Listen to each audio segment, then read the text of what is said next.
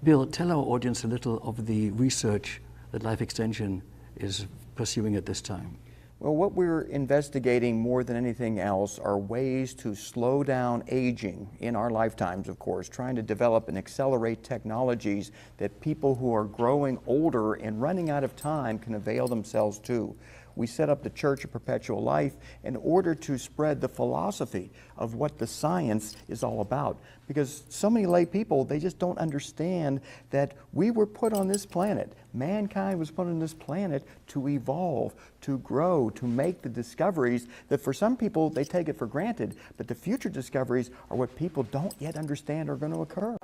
I contend today that we are further advanced as it relates to reversing human aging than the doctors were who were trying to save people from coronary artery occlusion back in the early 1960s. They were losing a lot of people on the operating room table, in the ICU unit, or shortly thereafter, the patients were dying on them.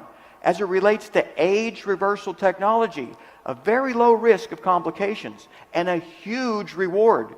Because we're not talking about just bypassing a blocked artery in the heart. We're talking about inducing significant and systemic biological age reversal with technologies that exist right now.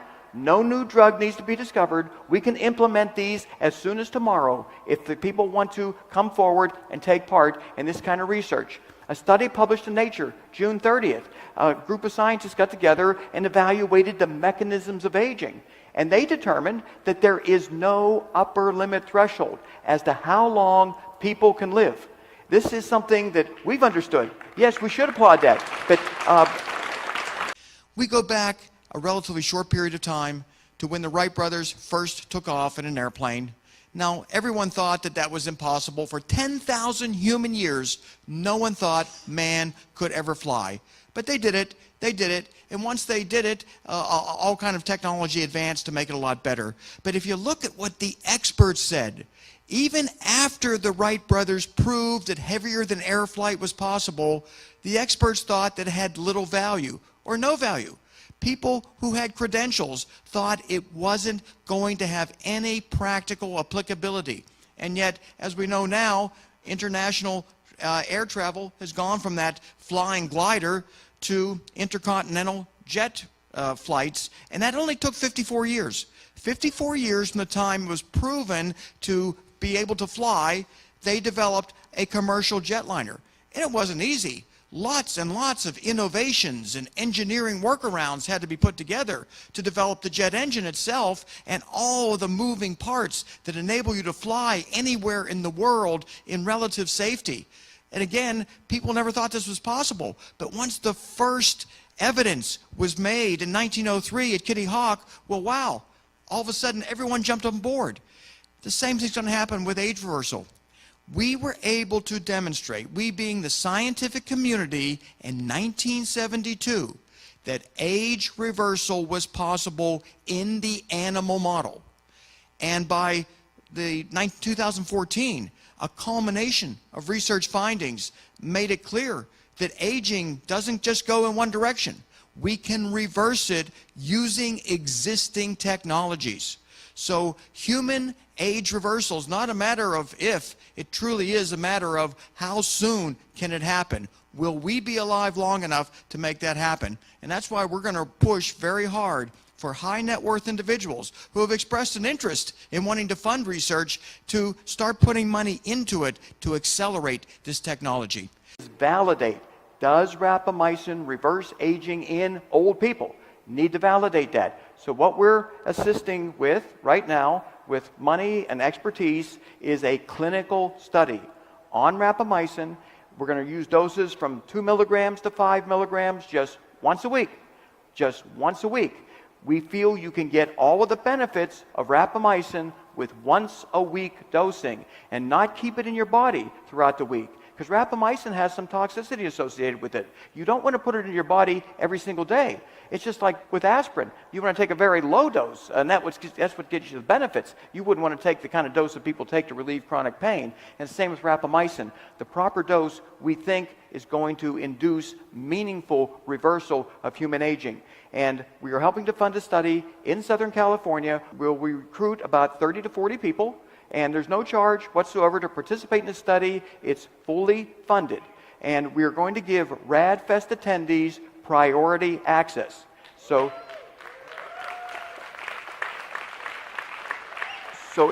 if you want to enroll in the study, our Life Extension booth, anytime you want to go there, just let them know you want to be considered as a study participant. Some of the criteria is on this slide as to who we want. And we are looking for some people that have some degenerative conditions already.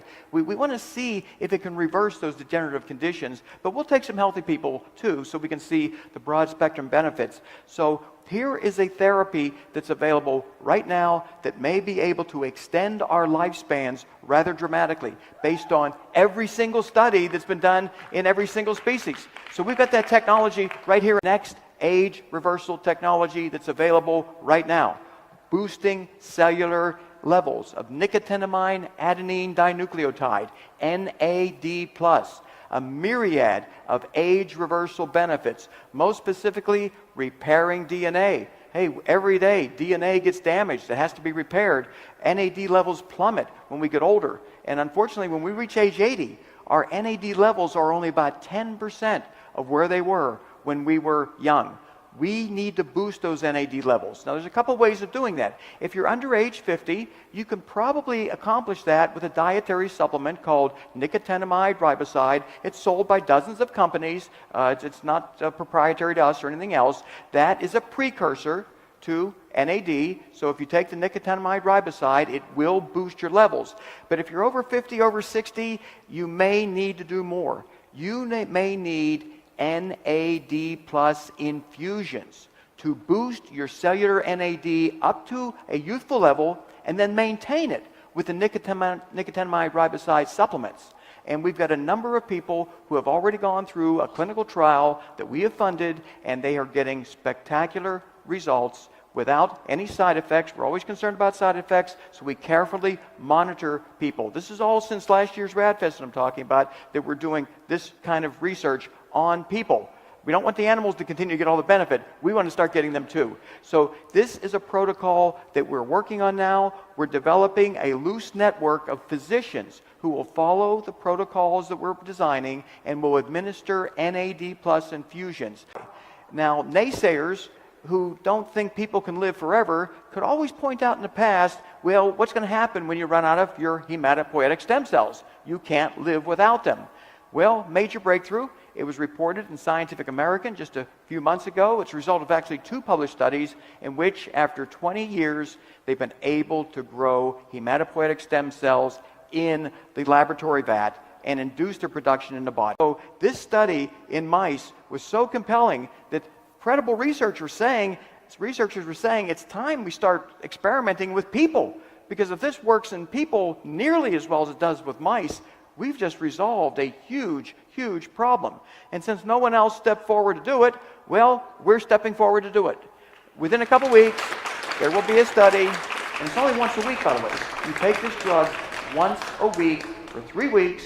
That's all the protocol is. We feel that may be sufficient to purge your body of these senile cells that linger. You want them to die. They don't die. They just stay around and cause metabolic havoc. Where is stem cell research at this time? Oh, it's all over the board. There are some breakthroughs occurring at this time. There's some advancements being made, but it's nowhere near moving as fast as what we wanted to. So more emphasis needs to be put into the research. And as Martine said, we need to make this a public issue so that the politicians start talking about it as something maybe more important than the next war or the next bomber they want to support. They want to maybe find a cure for aging via stem cells or whatever technology looks most promising. So I am in concurrence with that philosophy that we need to educate the public so they then put pressure on those who literally pull the purse strings. They determine where resources are allocated. And if a politician is running for office and promises to allocate many more resources to aging research, we hope the public will say that's the person we want in office, because that's going to affect me more than a fancy new bomber you're going to build to just create destruction and death throughout the world. We can see a lot of evidence of the rapidity with which political change can occur. For example, just 20 years ago, If you were to say to the average American that in another 20 years, medical marijuana would be legal in half the states in the U.S., that gay marriage would be legal in half the states of the U.S., they'd think you were crazy. And yet within just a short 20 years, the mass of the American people have pivoted their points of view 180 degrees. I think the time now is for that same pivot to occur with regard to immortalist technology, and to have the point of view that death should be optional. That should be a point of view that the majority of Americans subscribe to, because America is the country that believes we can do the impossible. In fact, I'm fond of pointing out to people at every opportunity that an important lesson I learned from Audrey Hepburn was that the very word impossible says, I'm possible. Beautiful. Now, you've both been very prolific and have written books, and your book, Pharmocracy, is phenomenal. And this book, Virtually Human, Martin, please tell us about it. Yes, this book, Virtually Human, is about the coming age of artificial consciousness. I believe that one of the ways that people will become immortal will be by being able to develop a software replica of their mind and continuing to live and exist in all of their selfhood and all of their identity, but as a software conscious person that would present themselves throughout virtual reality. As we make further advances in regenerative medicine, we will be able to download these software minds into flesh bodies, not to the exclusion of having a software self, but because flesh bodies are super cool. I mean, there's nothing that beats lovemaking and stuff like that, running, swimming, all the cool things. So we'll want to have both a software self and a flesh self. And in this book, I lay out the technology, the politics, the legal ways that all of this will come to being over the next 20 years. Absolutely fascinating. This is our game plan. This is our game plan to attack aging today. What you heard up until now, for the most part, were great concepts that need more funding, by the way, in order to prove themselves out. Though the thymic regeneration research Greg Fahey talked about, to me, that's validated. That is validated, but we want to incorporate all of that into a solid program. This is our game plan. You can read about it on this website, rescueelders.org. And if you can't write it down or anything, there's cards at the Life Extension booth. This is the website where we merge all of the age reversal technologies, where we can let people know where is their nearest doctor who will prescribe the therapies that we recommend. We'll be able to get feedback from people undergoing these therapies. In other words, we want to know what's going on. And this website will enable us to do that.